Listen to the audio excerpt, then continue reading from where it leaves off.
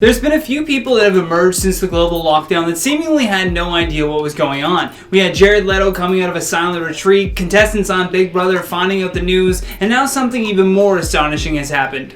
Welcome to InformOverload, the best tea-spilling channel on the internet. I'm your host and bacon overlord, Johnny Rogers, and if you happen to be new here, don't forget to tap that subscribe button to join our notification squad, and make sure you stay all the way until the end, because I picked out some of your comments and I can't wait to read them. Plus, don't forget to leave us a comment down below with what you were doing when you found out about the pandemic, and while you ponder that, let's dive right into today's story. In what began as a 25-day adventure sailing across the Atlantic Ocean from the Canary Islands to the Caribbean soon turned into a worst-case scenario. Elena and Ryan had left on their trip in February with some awareness that a disease had broken out in China. However, they didn't think too much about it and expected the whole thing to clear up upon their arrival.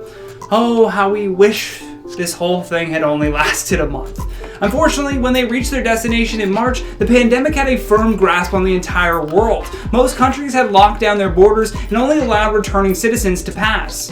The couple then went from port to port and were denied by Border Patrol each time. The couple are originally from Manchester and had requested that their families keep in touch, but under one condition: no bad news. The flight from Manchester is just over 4 hours, but the journey across the Atlantic Ocean is much longer. In fact, it's roughly 2,700 nautical miles that via sailboat would take around a month to complete. Experts suggest 2 weeks if the conditions were absolutely perfect. They were right on schedule with arrival. The only issue was their timing. They first were confronted by the French Caribbean Border Patrol. Ryan recounts, "We first attempted to land in on one of the French territories in the Caribbean, but when we arrived we found out that all the borders were closed and the islands were closing down. This immediately came as a shock to them as their intended plans started to fall apart. The local authorities soon forced the couple back out into the Atlantic Ocean to find their way. Eventually they landed at another port in St. Vincent where they had to show the Border Patrol a record of their GPS to prove that they had been in isolation for at least a month. Upon reflecting on what they did after landing, Elena told The Guardian, "We bought some data and I remember Ryan reading up the news and our jaws just dropped.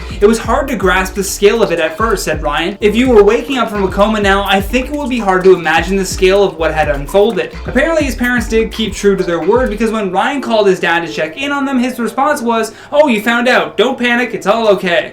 They definitely must trust them though, because believe it or not, this wasn't the couple's first sailing adventure. The couple, both in their early 30s, were unable to afford to buy a house in Manchester, so they've been living on a sailboat for the last 3 years. Making a living from freelance copywriting and graphic design work on their laptops, the couple decided to document their lives on a YouTube channel as they explored the world on a tiny budget. The couple also told The Guardian that they are very grateful to have landed somewhere with no confirmed cases of the virus. Although for now, Ryan said that they're just going to sit tight and hope that by the winter and the end of hurricane season, the borders will be back open and they can carry on exploring.